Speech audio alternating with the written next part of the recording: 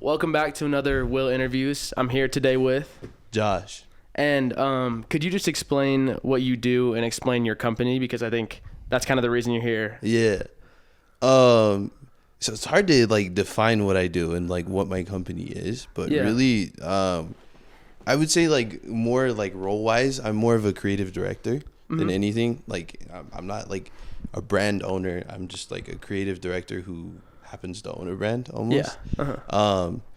But my company is ComeThruLater. Our specialty as of right now, is event hosting, like space hosting, those types of things. But we're working on getting into like the digital market. But overall, we're just like trying to be just like a production company overall. It's hard to define it because like there's so many things where Elliot and I want to go with. Yeah. And ComeThruLater. It's just hard to pick one at a certain point. Yeah. But yeah, so it's like, but our specialty is mainly just hosting events. We've hosted a lot of events. Like, we host like big public events, and then we also host some like intimate small events where we just invite a small group of people to like just come and interact with each other. But that's like the main idea is like we're ComeThruLater is like the motto almost. Yeah, that's like the slogan, and then it kind of means something with the events and everything. Yeah, and so I think like a more like philosophical goal of my company is like to create a community of people almost. Yeah, and like it seems like a community from the videos and all the interviews and all that. Yeah, because it never highlights like one person ever. Yeah. It's more just like this is a group of people who like come together to like have fun or like create. Right, so like most of the people who come around are like models, musicians, things like that. But like, you know, we have people who are like app developers or like social media influencers, things like that. So it's never just like one set type of creative. It's like any person who like feels inspired to create by us can come and create. Like, and it seems like you're not just bringing these people in because they do the certain thing. It seems like they're all friends. Yeah. So like Utah has like a very small, tight knit group of creatives. Yeah, you know, there's always like we're always folding more people into it. But like Utah as a whole just doesn't have very many people, so it's like everybody's really tight knit and everybody knows everybody. Yeah, it just seems like a whole kind of conglomerate of like people that you know if you're into that kind of thing. Absolutely. Yeah. Yeah, it's crazy because like you could be like, yeah, I'm talking to this girl and she's like, yeah, she's like homies with one of your close friends or things like that, and it's like, oh shit. Yeah, I thought about that looking at the Instagram and everything. Just everybody, I'm like, you guys must run into a couple of walls with that kind of stuff. Oh my god, yeah. Yeah. Yeah, it's like it gets messy sometimes, you know. Lots of people go crazy, but that's a whole nother thing. Yeah, that's a whole nother story. Maybe another interview. Yeah. Could you talk about the first ever in-person kind of event you guys did and what that looked like, and then maybe compare it to like one of the more later ones? Oh, that's kind of hard because it's like it's what you consider our first one and what actually is our first one. It's whatever it is to you, I'd say. Like your first good one could be your first one. Yeah, so I can talk about like it kind of transitions into like how we ended up starting doing these. So, but basically our first event was actually just like a little photo shoot where we invited a bunch of people that we've never really met before down to like we rented out a studio and we invited them to come down, which is like that one was a weird thing because it was like smack in the middle of the pandemic too. Yeah. So so we like initially we were like inspired to do this event because our friend like rented out Studio 11, which I know. Studio 11, you and Q were talking about that in the last one, but yeah, he rented out Studio 11, and then he just invited a bunch of people, and they brought a bunch of clothes, and then they just like put on like outfits. They tried on each other's clothes, like that kind of stuff, and then they you know, they were just taking pictures of each other, and people just loved it. We were talking, and we were like, "This is a really cool event. We wanted to do it again." And so Elliot and I like kind of had the idea. I remember we were like thinking of ways to like try to reach out to new people, and I was like, "Yo, let's start a Tinder account." Really? Yeah. Like a group Tinder account? Yeah. So it was weird because we started like we started a Tinder account. I was like, "Yo, let's just put like pictures of like what we've done before," and then and then like just like say or then match with people and like, hey, come with us, and we set it to like no Both preference. genders? Yeah. No preference, all that kind of stuff. So we just like we invited so many people, and like we were like talking to them and everything, and then we were gonna plan it for March of 2020. Oh yeah. Yeah. So was like, it planned and then it kind of got cut down? yeah, it fell through like really hard because like everybody was scared. And then fast forward about a year, and like in July of 2021 was the first event of Come Through Later, where we invited a lot of the same people, but some of the people that we just never really met before, or like that we were just like mutuals with and things. And so we invited them to that photo shoot. Met a lot of people. We had clothes get stolen. Yeah, I bet. Yeah. Just with random people too. Yeah, it wasn't like a lot of people, and that was a whole story because it was just one girl and her boyfriend. Stole? Yeah. Did you ever catch him or like get the stuff back or no? Nah, so we DM'd her like, yo, because we kind of not collabed, but like we reached out to Urban Outfitters and like some vintage stores, and we were borrowing clothes from them. Oh, okay. And then they, like, she stole some of those, and Elliot and I ended up having to pay for that. Yeah, because you're liable. It's like they're not yours. And then like we reached out to her like, yo, can we get these back? And like our friend Jose, his girlfriend at the time, reached out to her too because like she kind of used her. She was like telling her about but that's the whole thing. And so like there was like just that was that. It wasn't the cleanest first kind of event. No, yeah, not at all. But it was the spark. Seems like a character builder too. It is, yes. Like, you kind of need one of those to be like, hey, this is what we don't do next time. We absolutely learned so much from that. Yeah. I mean, like in terms of like styles and things like that, because you got to try other people's clothes and like you met so many people. Like I remember, I don't know if you know who Kizzy is. But that was the first time I met him, and I styled him, and it was this absolutely trash outfit. But I put him in some clothes, and we were just having fun with it, and like we got to see so many people and interact with them. But that was like that's the unofficial first event, and then we had like a hyper pop party the day after, which was Elliot's thing. It was just our homie's garage. But the actual first Come Through Later event was like that, but refined. Oh, so it was just like the same thing, but just a better version. Yeah. So Elliot and I, like at the time, we've been like after, because Elliot came up with the name of Come Through Later after that photo shoot, or maybe during, I don't know, but he came up with the name for that and started like the Instagram account, and like he's always done like things where it's like he tries to like start magazines or like create collectives, but it never really confirmed, like there was never a formed idea from there. So after that fact, we're not really Come Through Later, the event company yet, but we kind of wanted to keep going with it, and this was 2020, like near like November of 2021, or this is actually October of 2021, where Ellie and I sat down and we were like, hey, we're gonna do like a bunch of events and invite people out, and then we planned each and every event, and the last one that we wanted to do was like a prom. Yeah, and that's the most recent one that's coming up, right? Yeah, so it's like this is like 2 years in the making almost. Really?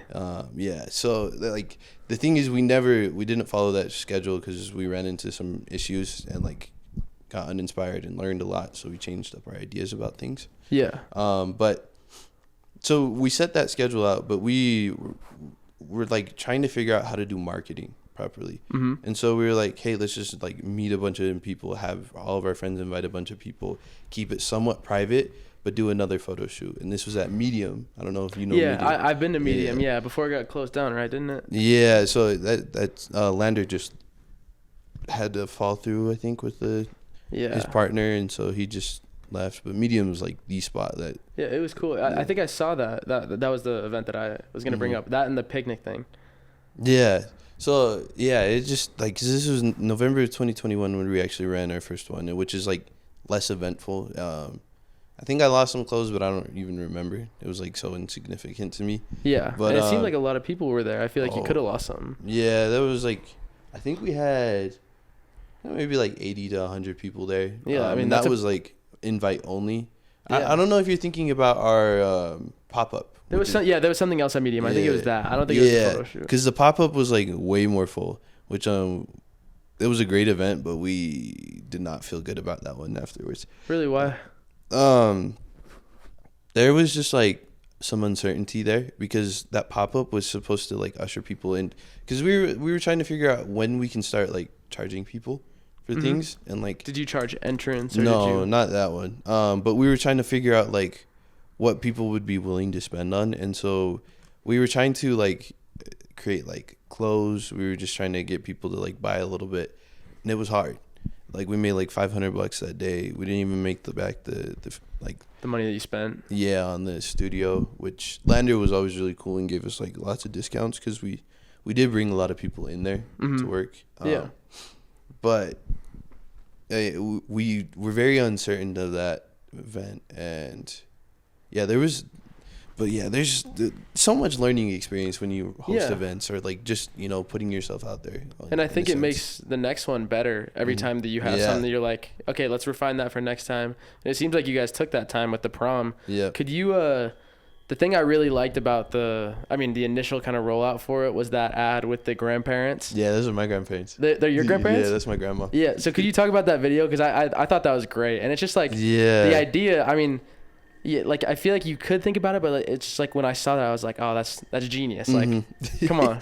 Yeah, that's kind of crazy that you highlight it like that, because like the idea. So we initially approached Brendan and Sunny Ivy about the prom, because this is something that we wanted to host a long time, and it's like been a long time coming. Yeah, and we felt like this is something that we can actually do now, because we wanted to do the Capitol and have 1,000 people there. So we felt like this is something that we could do. But when we were planning this out, I kind of felt like this one had to be more certain and more welcoming to like a larger group of people than what we've hosted to before. So I was like, okay, let's highlight a couple ideas so that people feel welcome to come. So the idea with my grandparents being in that video is like, there's no age limit. There is an age limit. We have to do 18 plus because of liability issues, but there's no above age limit. Nobody should feel unwelcome in that. And like the two main ideas is that anybody is welcome. Everybody should come. This is for adults. This is like every single adult. I was gonna have my parents come, but they're on a cruise. They're going on a cruise. Yeah. My sister will come. Like, this is for everybody. You don't have to be creative. Like, those are that's one of the things that we wanted to highlight. It's just an everybody thing. There's no limits. Do you have to have a date? We prefer you to have a date. Absolutely not. I'm not gonna have a date. Yeah. Because I'm working, but absolutely not. Like, come, meet a date maybe. There's gonna be a lot of single people there for sure. So there was like, this is for everybody. And then this is for like, because Elliot didn't go to prom in high school. I went to prom, but I went to somebody that I'm no longer with anymore. So like the second idea is that come and experience this with people that you have in your life now. Yeah, like, it's like like really important kind of things, like a milestone like prom, but just later on. Yeah, and cooler. Absolutely. Yeah. Later. But so it was just like we wanted people to like feel like they could like come and create an experience with those people that they have in their life now.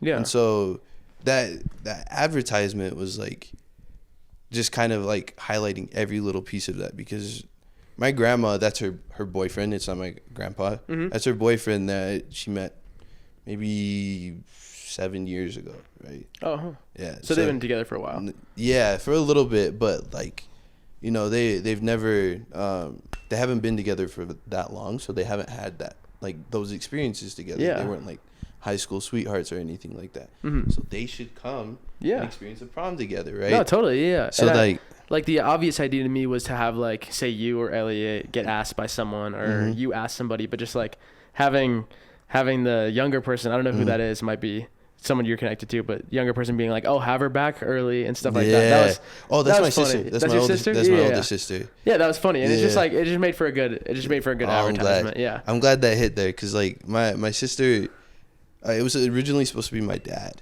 who did Oh, really? that role, because it's like the role reversal almost. Yeah. Like scenario. But my dad was in California at the time, so She had to sub. there was only one person that I could get that would fit that role of like maybe being like the strict seeming person, and that's my sister, because she's like I don't know, she's like the stern person in our family. Because like my little sister, my younger sister, lives across the street, but she's a softie, so I can't have her do that. Yeah, no, it wouldn't come across on video. Yeah. Yeah. She was so reluctant to do it, and I was like, hey, let's just do it. My grandma, she's like, anything for you, but like her boyfriend was like, I want to get this over with. My sister was like, I don't even want to do this. I don't want to be on camera. But it was like, the vision came together at least. And that kind of adds to it too, like having him be reluctant, because you can see it, but that's the funny kind of part of it. It's like, what, he shouldn't be on this kind of video, but it's like, no, he couldn't even get the line right. Like, that was a funny part. And then you saw my sister laughing, it's because she couldn't like hold in her laughter. Oh, dude, if I was tasked to not break in that kind of shit, oh my gosh, like. Yeah, and I was just like, we could do it. We did a retake where she didn't laugh, and I was like, nah, let's just leave the natural feel of it. Yeah, totally. Yeah. And then I wanted to ask, just planning for the event, if you can say, but just like, I see people like Elliot do different events, like say it's some more underground kind of DJing event, or like it's something like that. Like, is this event musically going to be different than something like that? Or is it just going to be like a DJ playing stuff, or like more of like a prom DJ kind of thing? Yeah, so like we always try to integrate our artistic like intuition with those types of things. So we can't, like, we're not going to play general music that's just like good. We want somebody to throw together a mix that people are going to be dancing to, like something that will make the night more memorable. Right? Yeah. And so like it has to be something somebody everybody will sing, right? Or like sing a song. Or no. Yeah, just like it'll create a vibe, right? So we'll absolutely go with like a DJ who is good at that, and you know, we won't like just put together a playlist, because like that's actually one of the worst parts of like school dances nowadays, is that they suck. The music sucks, right? Yeah, the music sucks, and also it's like you either have this 30-year-old white DJ who knows somewhat what to play, but it's like he's about like 6 months in the past. Yeah. Or you have some kid playing a playlist, and it's like I had to play a playlist at mine just because I was somewhat connected to it. And so I gave them a playlist, but it's like songs with 30-second intros, like stuff like that. Like you need that DJ, and you need someone like who's on board with the whole event. That's why I think your guys' thing is smart. Absolutely. And it, to a degree, it might be kind of hard, because like somebody might want to be involved in it, and so like that's also one of the good things with Rainbow Room, is that they cycle different DJs out, so like everybody can experience the night. And it also like changes up the vibe. So we may go with like 1 or 2 DJs. We'll see how we feel, because it's going to be like a 4-hour event from 7 to 11. So we kind of have to like, you know, somebody who can like warm up the crowd, people like that, like a lot of variety of things. But you also kind of have to be a little bit more general in that sense. Yeah, a little more wide audience kind of stuff, because of that wide audience nature of it. Yeah, absolutely. So we'll see. Not even 100% sure yet. We're just trying to get the marketing rollout right now. Which is like a little bit hard, but those last few things will clean up in like this next, like probably a month from now. Next stretch, we can't do it from a month from now, but yeah. Yeah, the marketing looks clean. I'd say keep up what you guys are doing, because like the message gets across very well, and it's kind of a vibe that you're creating with the whole post scheme and everything. I know, but it is appealing from the outside eye. Yeah. Actually, the idea behind that was like, I told them, I was like, yo, I want to make this like an infographic, because those have always worked, like, you know, during like, I don't know, like tragedies almost, right? Where people like are creating politics stuff. Yeah, those always caught people's eyes. So I was like, okay, those had like really good readability, which is like something we've actually been looking into, because Elliot sent me this video.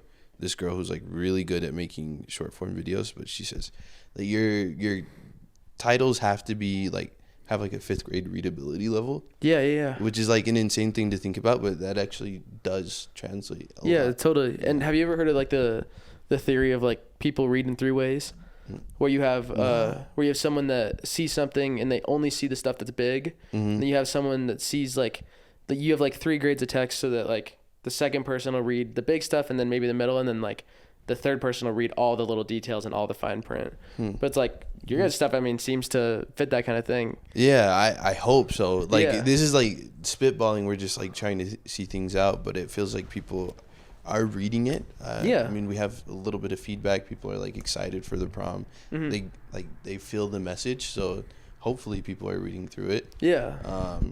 I mean, as we move on, we actually we've actually, so we had an event called Lovers a while back. This was like after the pop-up. This is like one of our ones that helped us understand things better. But there are two things that you mainly want to do when you post is like, you want to have that readability, but you also want to set people's expectations up for that kind of thing, because that it just sounds better in a sense. Like it feels like what we're creating is quality. Hopefully it is. Like sometimes maybe it's not, but the experience is laid out. Yeah, it feels like you come there with expectations, which hopefully they get met, which we almost always try to meet, but you know, your expectations are different for everybody. But it helps with that a lot, because like expectations for people does matter, right? Yeah, totally. And I think like, right? and I think like even doing something like this, you just talking more about it. It's like I have a whole gauge on what it's gonna be like. It makes me want to come more too. So I'll be there. There are some things that we're like little details that we're trying to implement that like, so.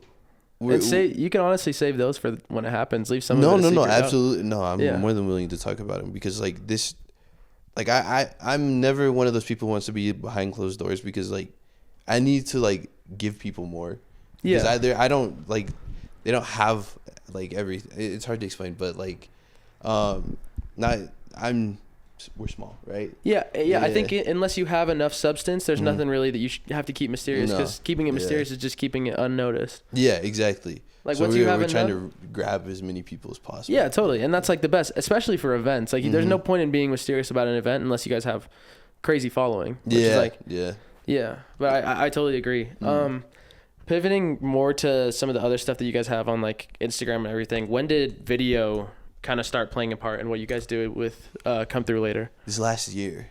We've always known that we wanted to be digital, and like we were talking about earlier, that little podcast was just like a test the waters type of feel. And then like we were trying for short form content as well, which we're not great at, but we're hopefully getting better over time, because like but that's the whole thing. But we've been trying to get into that more, because that's a better way to reach a wider audience, even if it's outside of Utah. Yeah. Which is what we're trying to do, is we're trying to move outside of Utah eventually.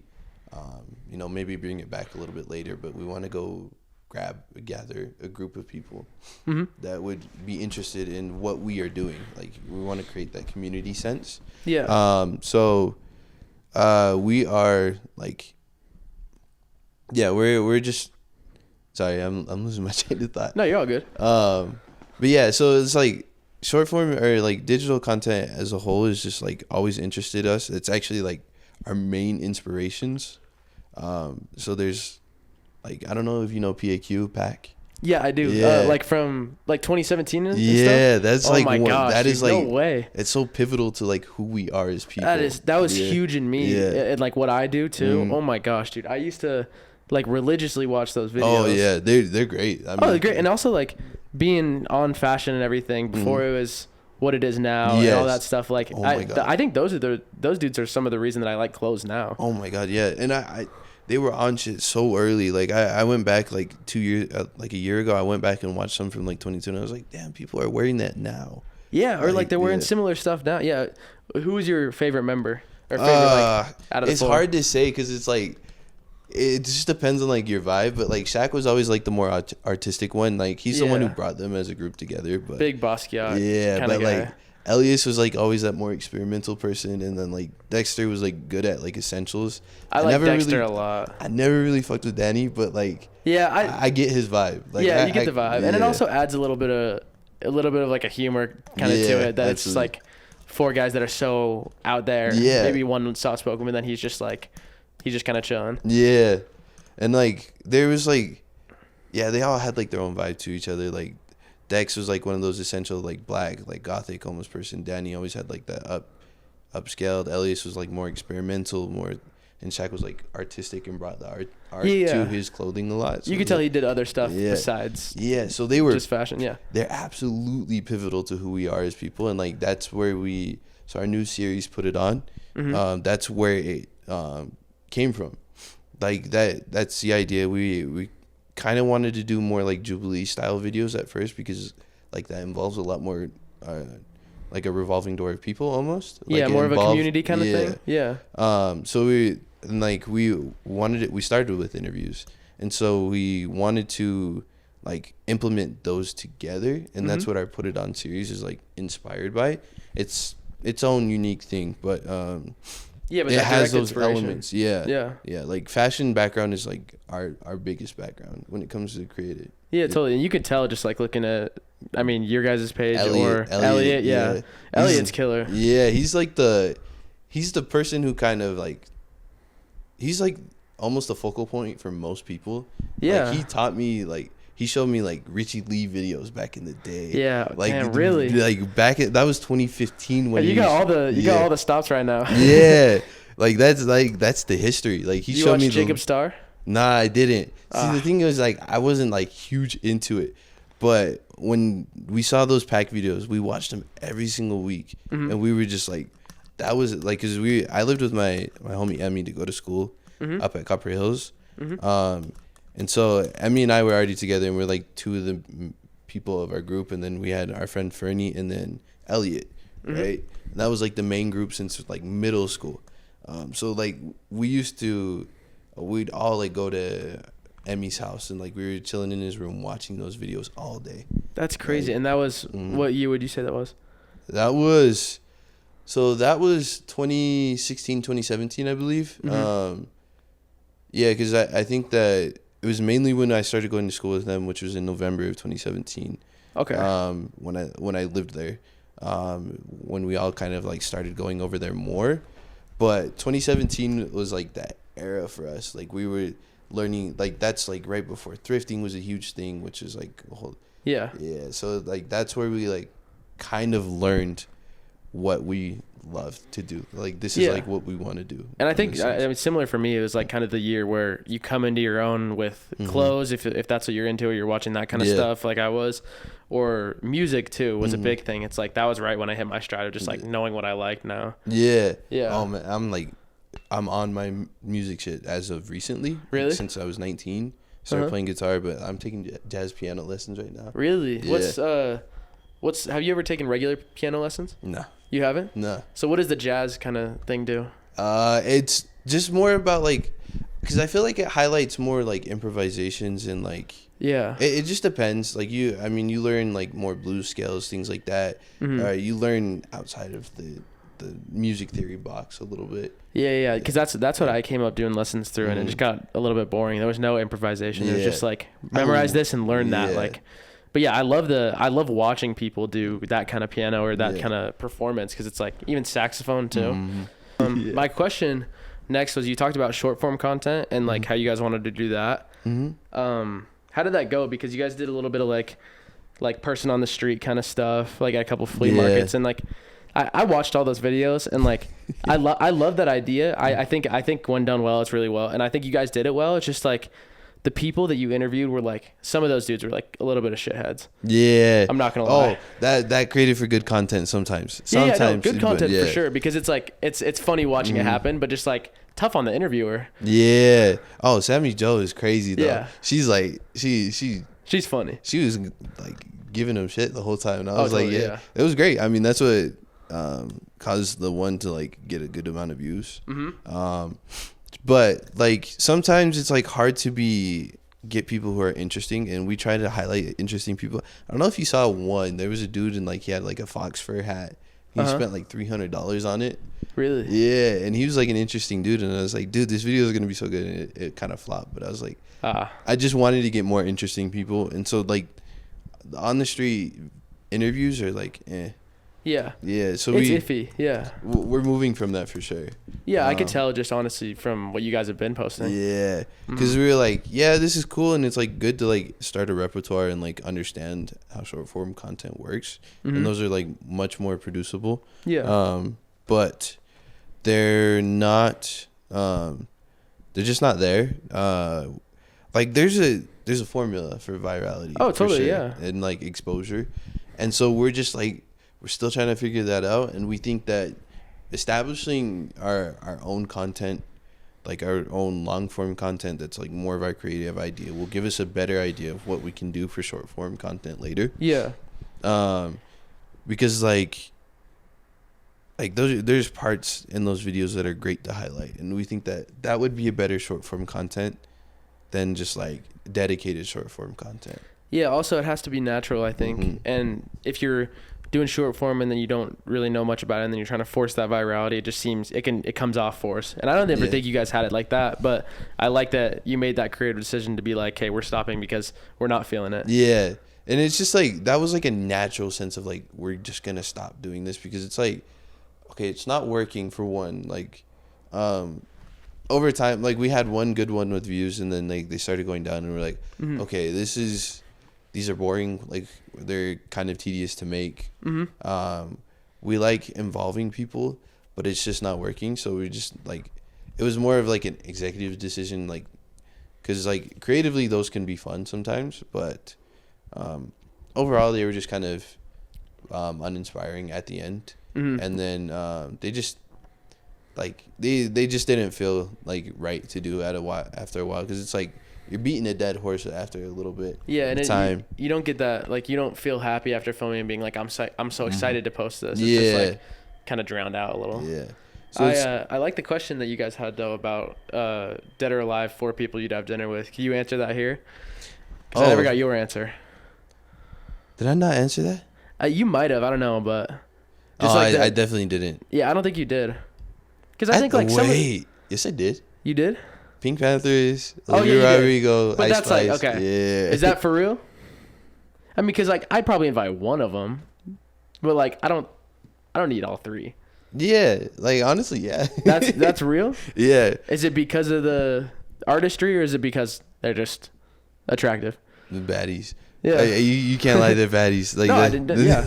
But no, so it's like and one of those questions have never really interested me, because like I don't care to like sit down and have a conversation or like have dinner with people specifically, like outside of like homies, right? Yeah, your friends. I feel like, in all honesty, when you talk to Elliot, like on the side, not like on a video, when you talk to him, you realize he just asks like these stupidly interesting questions. Yeah, all that I've heard is that he's very articulate. Yeah. Yeah. But it's like he also asks you like those questions in the video. He just asks those randomly. We'll go on like 4-hour rants about those. Because I remember there was one time we were like outside of In-N-Out, because we got some In-N-Out, and then we were done eating and we were just talking.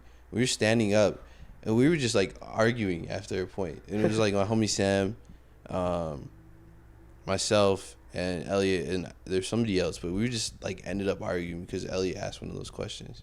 He was asking you one of those questions? Yeah, and we were just like, because like that's always happened. He's always been like that since we were kids. So it's like it'd be more interesting to have like a dinner with him or like at least watch him have a dinner with other people where he asks those questions.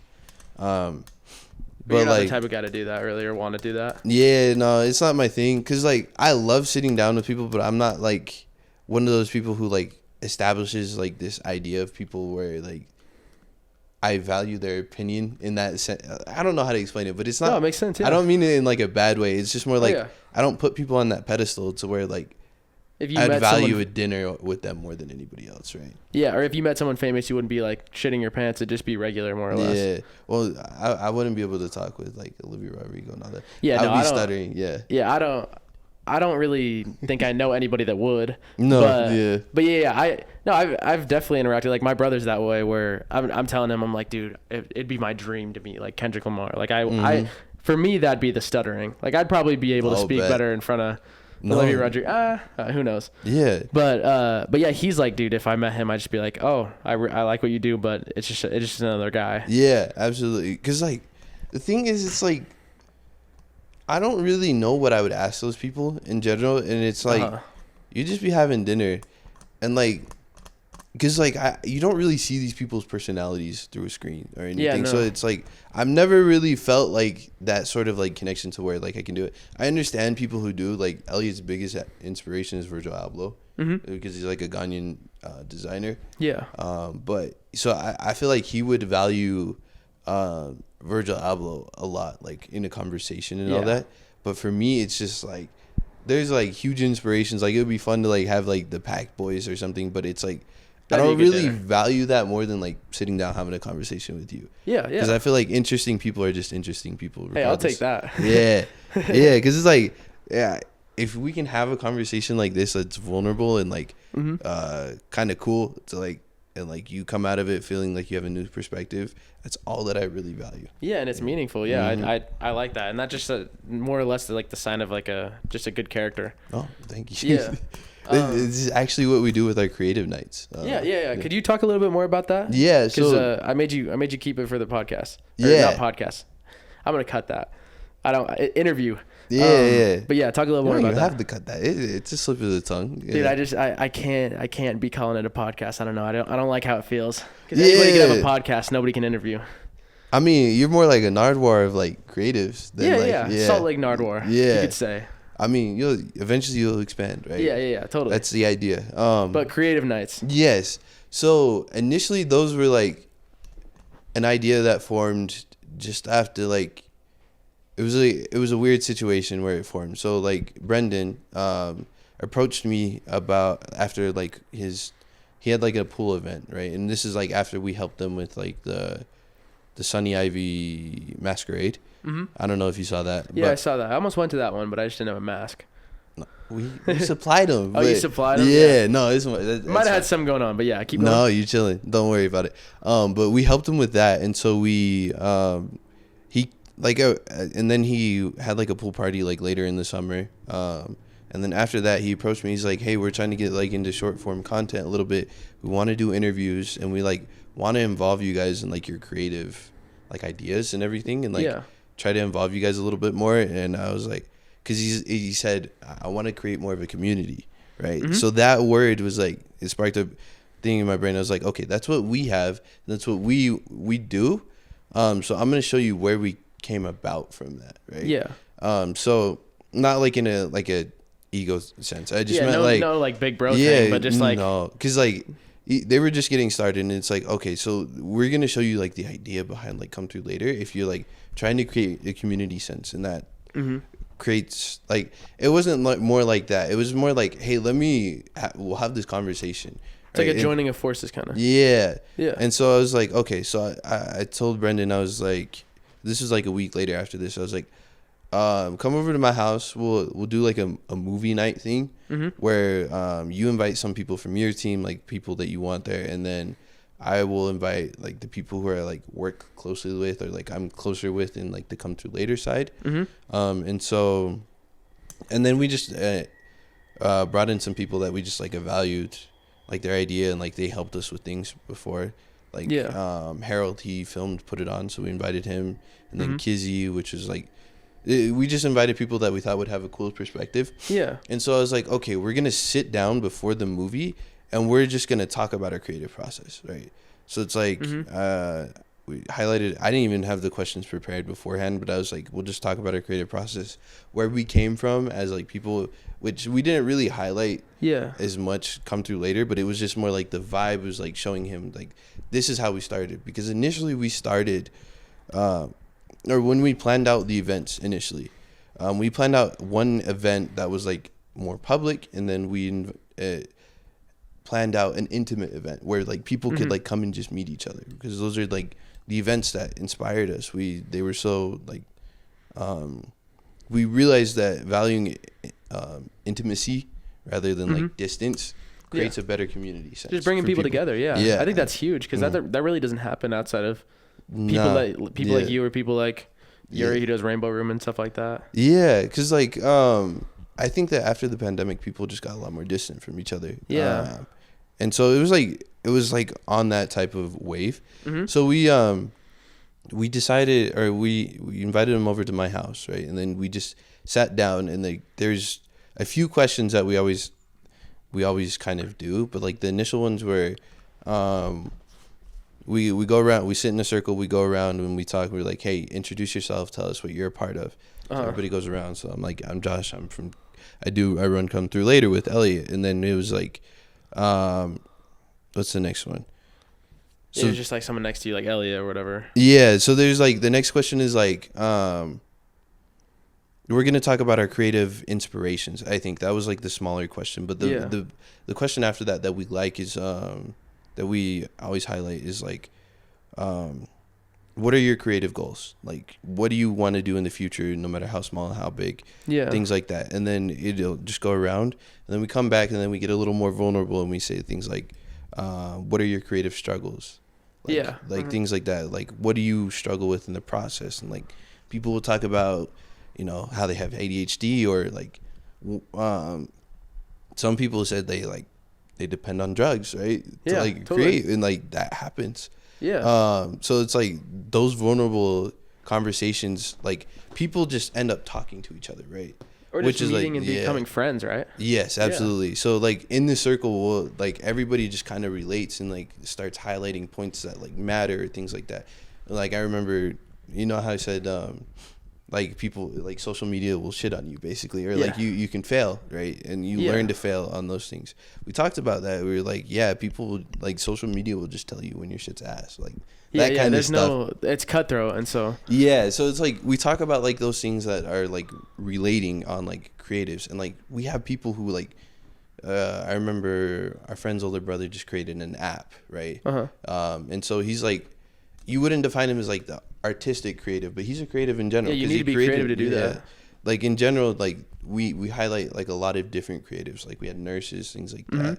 And the first one went really well that we did. Harold did this like whole monologue that people were like, holy shit, like like this man has like a vision for himself, and like it was almost like an inspiration to people. Yeah, totally. Yeah. And then my homie Aaron actually sang a song, and it's like a room of 10 people, so he sang Billionaire by Bruno Mars. Yeah. And like and one of the girls was like, oh my god, I have chills. Like that was like the coolest thing. And it was like, and like everybody came out of that feeling like really good about themselves. Yeah, no, I could only imagine. And like stuff like that, like in terms of creating a community, talking about all that stuff for kids who want to create and all that stuff, I feel like that's what anybody that is like that wants. Yeah, absolutely. And because you don't get that kind of conversation with like, say, your regular group of friends, or a group of friends that doesn't care about that. Yeah, I mean, I feel like that's what we've kind of gathered. Like our main group of friends are people who are like that. Yeah. So we don't really have conversations about creativity, but they come about every once in a while. But like I said, those are inspired from like our real experiences. So like we felt like they mattered. And there's a lot of things with that. It's actually like ComeThruLater was like, as a community sense, came from the fact that Elliot and I had no space to create back in the day. There was nothing like what we were doing at that time.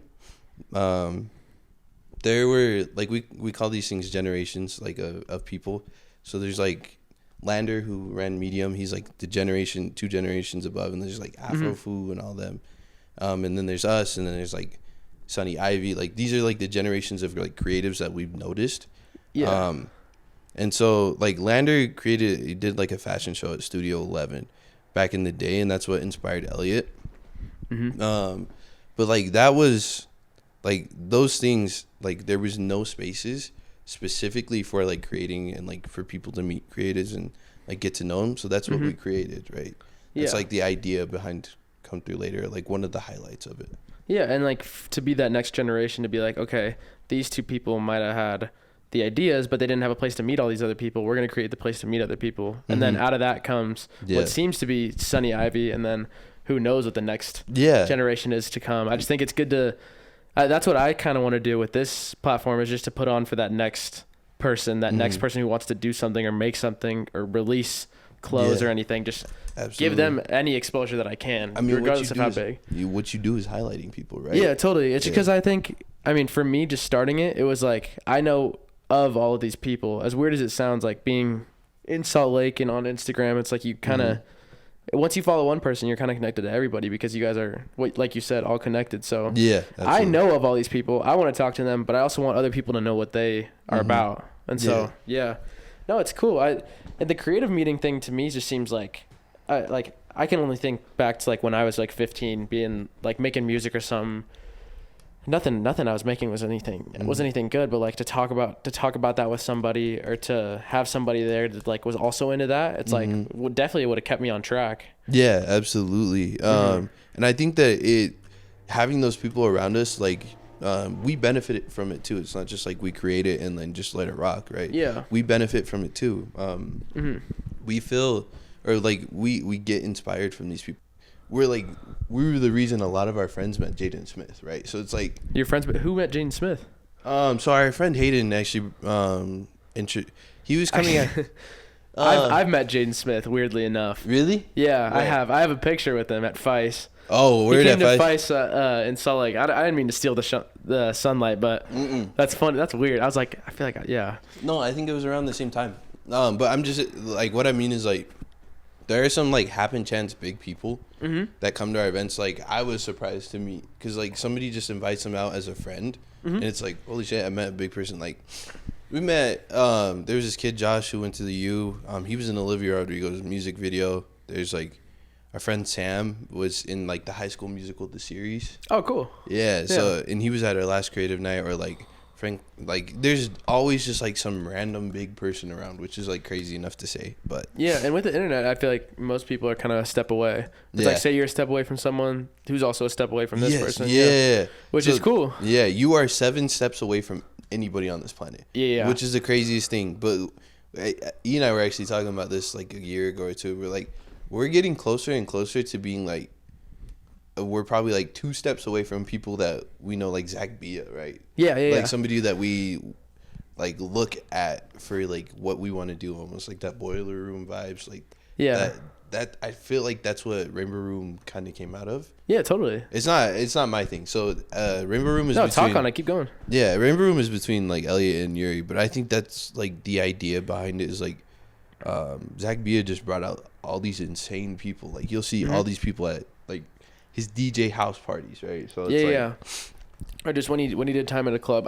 I watched a long interview, so I know a decent amount about him. But like he brought out Fetty Wap when he released Trap Queen at his club, and just like crazy releases and stuff. But just like building through that, like I feel like in a sense the Rainbow Room is like the Utah's version of that, if you can. But also like I see people there that are 1 or 2 steps away from people that I really want to talk to or just really want to meet. And just like, yeah, do you have any connection to Thrift Tyler? Yeah. You know him? Quincy's like one of his best friends. Yeah, I know Quincy's friends with them. Yeah, we know. Yeah, if he's listening, that's the next one. I'm gonna get him. But oh my, that's so simple. Like you should have. Yeah, because he's not. He's not that far. He's literally 1 step away from just about anybody in Utah. Yeah, totally. Yeah, well, Quincy definitely is. Yeah, he's really good friends with Quincy. Like Quincy wears all of his stuff. I think we're more towards the end of what I had to talk to you about. I really want to end all these interviews just with this last note, because I think it's helpful to the audience to hear. But just like, what is something right now? Could be clothes, could be honestly something like a food item, could be a person. What's inspiring you right now? What do you want to put the audience onto? That's a crazy thing. Olivia Rodrigo, right? Really? Yeah. So like the thing is like, I'm weirdly like, I have like this weird sense where I just like, I see these baddies, right? Which is like a weird, it sounds bad, right? But I see these baddies and I'm like, I have to be on their level to like get at them, right? Yeah. So like, hey, like in terms of like inspiration from like a distance, right? I feel like I have to like be big to like talk to her, right? That kind of thing. So that was like, it's probably not like so much now in a sense, but whatever drives you, you know? Yeah. That was just like that was like one of the main factors where it was like, I want to be famous, like that kind of stuff. Like I want to be known, or like at least have something to be known. That was like one of those things, but it kind of turned into a whole lot more, because like I feel so confident in like my content, which is like crazy. I feel so confident in like what we've created as a whole, which I don't want to sound egotistical, but I feel like this deserves to be on like a platform to see people and like that type of thing. And so like in terms of inspiration, I like all the people that we bring through just makes me feel more and more inspired to like keep creating, because we like keep meeting these insane people who are like so good at what they do. Like my boy Harold, he filmed the Put It On video that'll come out. But he's insanely good, and he also had like a video go like it blew up on YouTube a little bit. It had like 300K views. Oh wow, that's blown up on YouTube. Yeah. And like it's simply just because like his cinematography is like beautiful, right? Mm-hmm.